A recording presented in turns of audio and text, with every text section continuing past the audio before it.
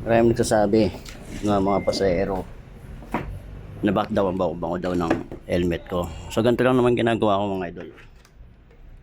Baklasin lang naman ang atin to. Yan. Ito. Ayan.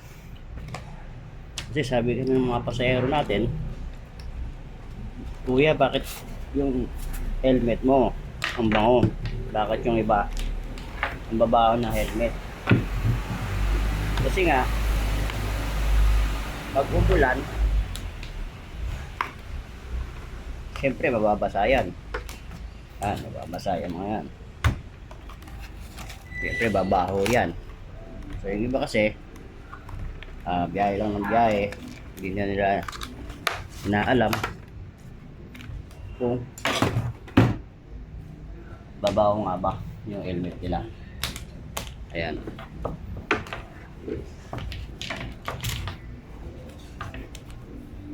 So ako, ito yung ginagawa ko. Lalagay ko lang dyan. Tapos lalagay ng tubig.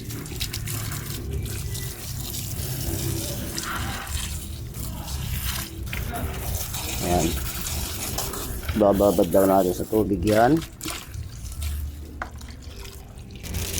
Lagyan natin ng sabon. Yan.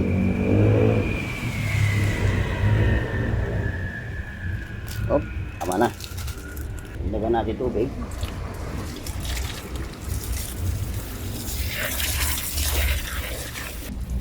Tsaka natin pusutin.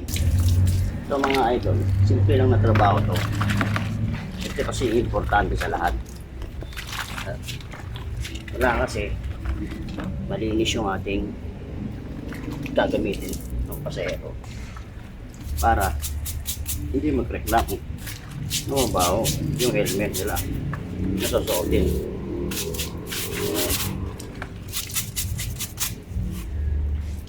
Ito kasi madalas nirereklamo ng pasahero yung mabaho yung helmet kasi ito yung kung sinusot kasi ng pasahero yan mga idol, mga helmet, nalilipin dito yung pawis, nagigilibag, tapos bumabaho lalo na pag bubasa ng ulan.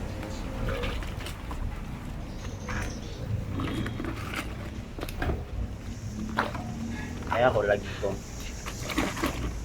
itong nilalaban. Kaya lagi nagtataka yung mga pasahero ko, bakit daw ang bango lagi ng helmet ko. Hindi nila alam. Lagi ko itong inuugasan. Lagi ko nilalaban.